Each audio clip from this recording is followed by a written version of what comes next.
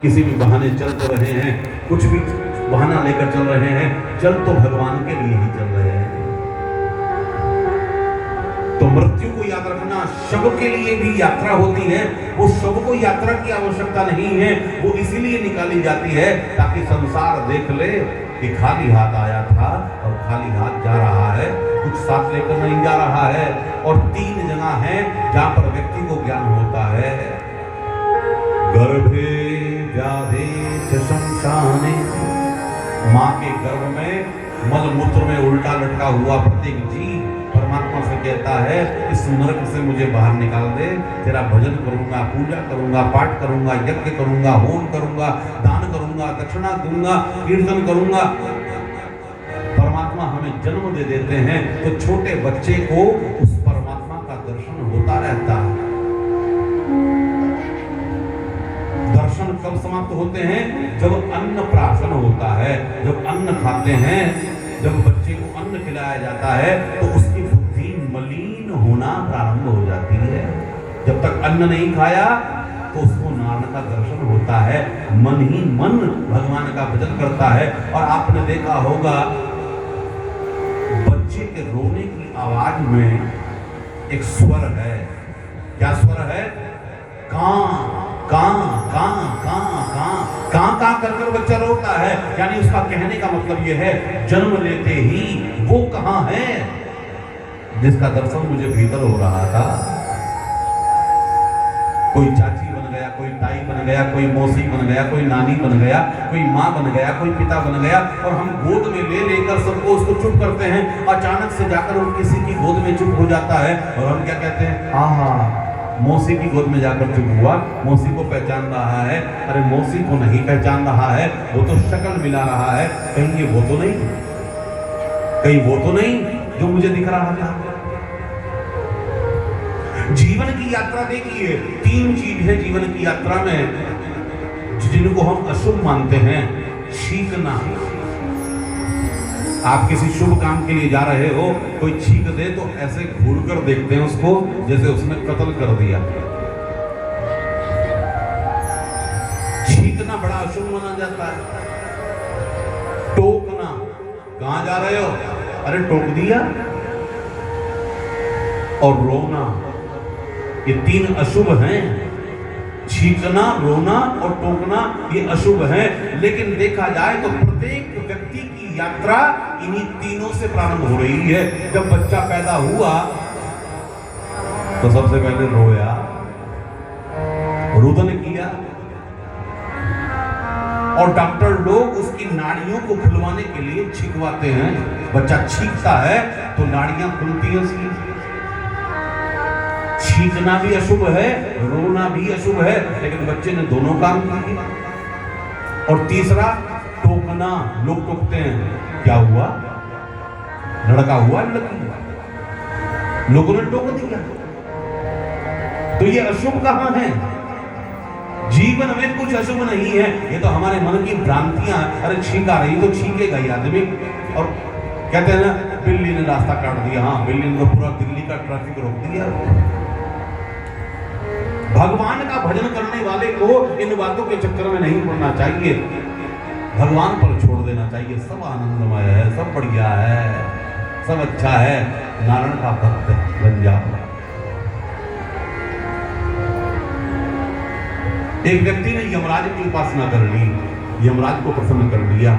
यमराज प्रसन्न हुए। यमराज ने कहा, मांग क्या चाहता है? और कहने लगा, मेरी कभी मृत्यु ना हो, मैं ये चाहता हूँ। यमराज ने कहा, ये मेरे हाथ में नहीं, ये तो नारायण के हाथ में है, और कुछ मांग ले। कहा कि अच्छा एक बात बताओ, स्वर्ग और नरक किसको मिलता है? कि जो भगवान का नाम लेते हैं वो स्वर्ग जाते हैं, जो भगवान का नाम नहीं लेते वो मेरे पास आते हैं, उनको दंड देता हूँ मैं। कहा कि कितना नाम लेना है? कि अंत समय में भी अगर तुमने भगवान का नाम ले लिया तब भी तेरा कल्याण हो जाएगा। कहा कि फिर एक काम करो, जब मेरा अंत समय आएगा उससे पहले मुझे बता देना। इतना तो कर सकते हो, ये वरदान तो दे सकते हो। यमराज ने कहा, ठीक है, तुझे बता दूंगा मैं, जब तेरी मृत्यु होने वाली होगी तो तुझे बता दूंगा। उस व्यक्ति ने सोचा, अभी से टेंशन क्यों लूं, अभी से भजन क्यों करूं, अभी से कथा क्यों सुनूं? जब मृत्यु होने वाली होगी नाम ले लेंगे भगवान का। अपने घर गया, काम धंधे में लग गया, सैर सपाटा किया, भगवान का नाम नहीं लिया, समय बीत गया, कई वर्ष जिया आनंद से और अचानक से मर गया तो यमपुरी गया, यमराज से शिकायत करने लगा, अरे महाराज मैंने आपकी तपस्या की थी, आपने मुझे वरदान दिया था कि जब मेरी मृत्यु होने वाली होगी तो आप मुझे बताएंगे, आपने तो मुझे बिना बताए मार ही दिया, मैं तो भजन नहीं कर पाया।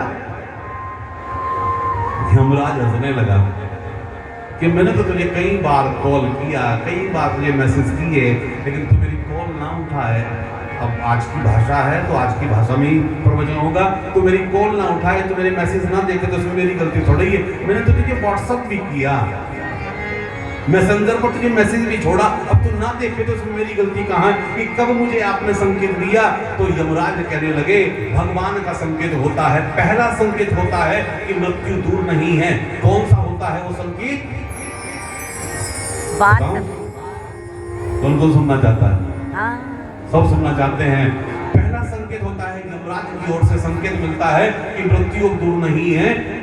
कर्ण समीप भये सतकेशा, यानी कान के पास के बाल, कलम के बाल जब सफेद होने लगे तो ये यमराज की पहली सूचना है। पहली सूचना है कि भाई अब भजन में लग जाओ, अब अधिक समय नहीं। दूसरा, जब दांत गिरने लगे, मुंह से दांत निकलने लगे, कभी ये वाला दांत निकल गया, कभी पीछे वाला निकल गया, समय बड़ा विकट है। पहले के जमाने में लोग एक साबुन से पूरा परिवार नहाया करता था और एक ही साबुन से चोटी से एड़ी तक स्नान कर लेता था व्यक्ति, एक ही साबुन से। लेकिन अब सबके साबुन अलग हैं और सबके तो अलग हैं ही। सिर का अलग है, फेस का अलग है, बॉडी का अलग है, पैरों का अलग है। अरे राम, और वो समय दूर नहीं। एक व्यक्ति के दांत में दर्द हुआ, वो डॉक्टर के पास गया, कहने लगा मेरे दांत में दर्द है। उसने कहा कौन से वाले? कि नीचे वाले, पहले जो है वो चौथा जो दांत है।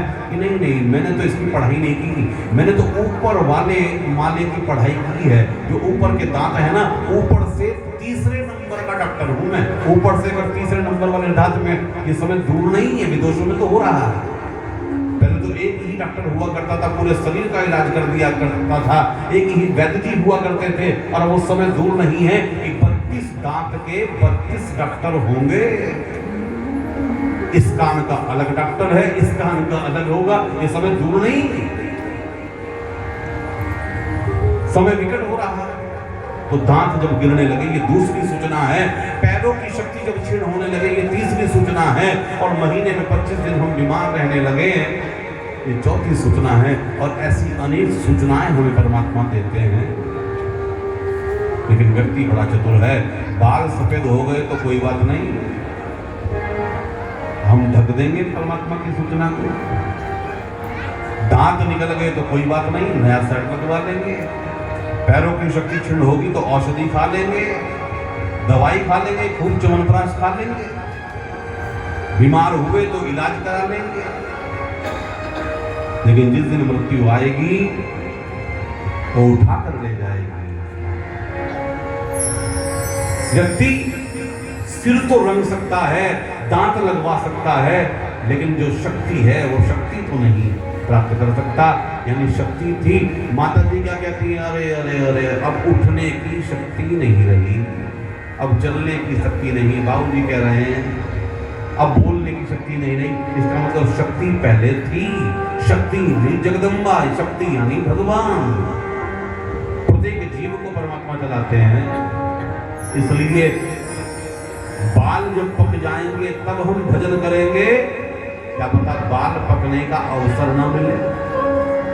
इसलिए जब जितना हो जाए हरि का भजन करो, राम का भजन करो, श्याम का भजन करो। राम नाम अति मीठा है, बहुत मीठा है राम नाम, श्याम नाम दोनों एक ही है।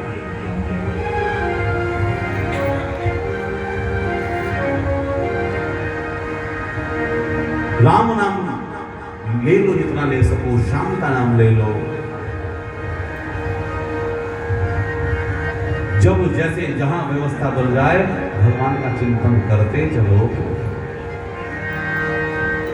बोलो कृष्ण कन्हैया लाल की।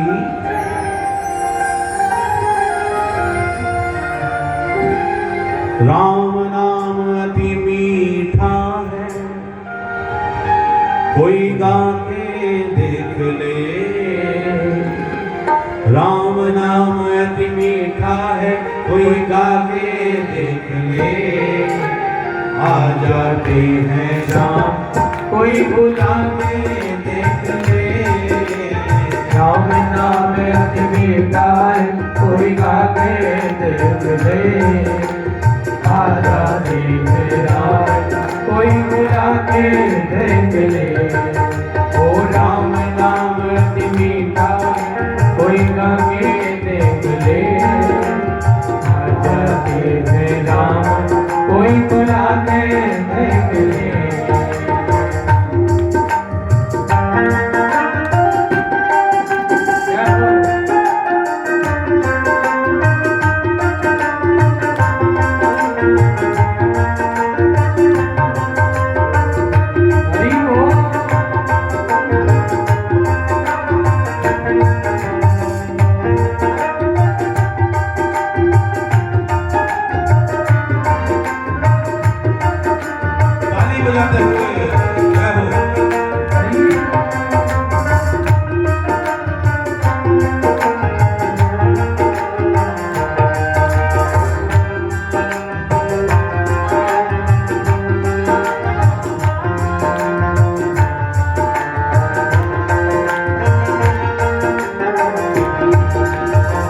घर में अंधियार बना, मेहमान कहाँ से आए।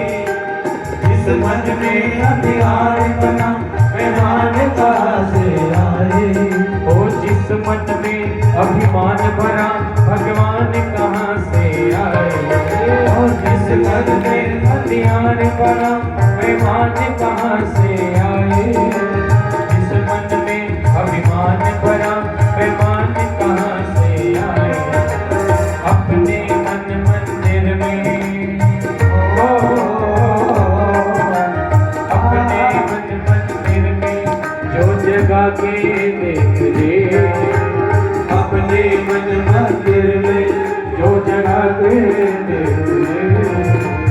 आ जाते हैं राम, कोई बुला के देख ले। ओ आ जाते हैं राम, कोई बुला के देख ले।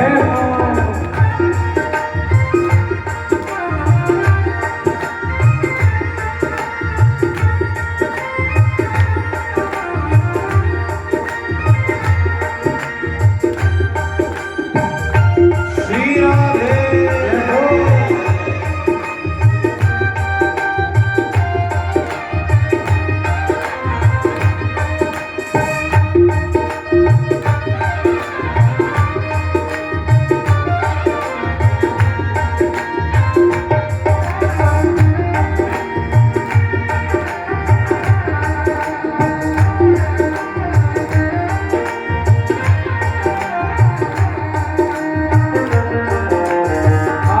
नाम पे आ जाते हैं, कोई बुलाने वाला।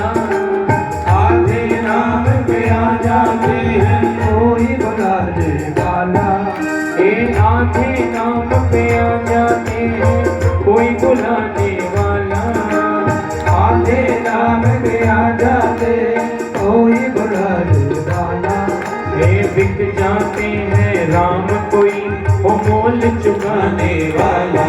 वे बिक जाते हैं राम, कोई वो मोल चुकाने वाला। हर कोई शबरी झूठे, कोई शबरी झूठे फिर खिला के देख ले। कोई शबरी झूठे फिर खिला के देख ले। आ जाते हैं राम,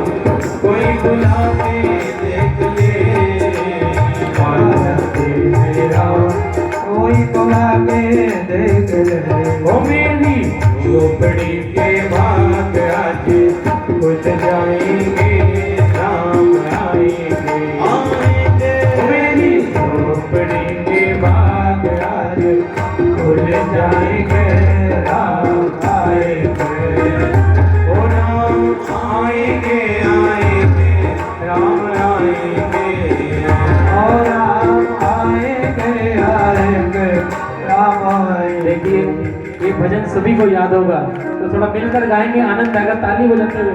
ओ मेरी झोपड़ी के बाग खुल जाएंगे, राम आएंगे। ओ मेरी झोपड़ी के बाग खुल जाएंगे, राम आएंगे। वो नाम आएंगे आएंगे, राम आएंगे। ओ राम आएंगे आएंगे, राम आएंगे।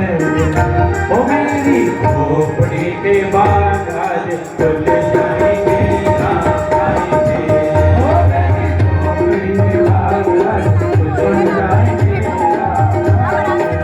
ओ राम आएंगे आएंगे, राम आएंगे। ओ राम आएंगे आएंगे, राम आएंगे। ओ राम आएंगे आएंगे, राम आएंगे। ओ राम आएंगे आएंगे, राम आएंगे। ओ मेरी झोपड़ी के बाग आज खुल जाएंगे, राम आएंगे। ओ मेरी झोपड़ी के बाग आज खुल जाएंगे, राम आएंगे। ओ राम आएंगे आएंगे, राम आएंगे। राम आएंगे आएंगे, राम आएंगे। ओ राम आएंगे आएंगे, राम आएंगे। राम आएंगे आएंगे, राम आएंगे। और दोनों हाथ उठाकर, सभी दोनों हाथ उठाएंगे। ओ राम आएंगे, राम आएंगे, राम आएंगे, राम आएंगे। ओ राम आएंगे, राम आएंगे। ओ राम आएंगे, राम आएंगे। ओ राम आएंगे, राम आएंगे। जय राधे राधे, ओ राधे राधे, राधे राधे, ओ राधे राधे, राधे राधे, राधे राधे, राधे राधे, ओ राधे राधे, राधे राधे, राधे राधे, राधे राधे, राधे राधे, राधे राधे, राधे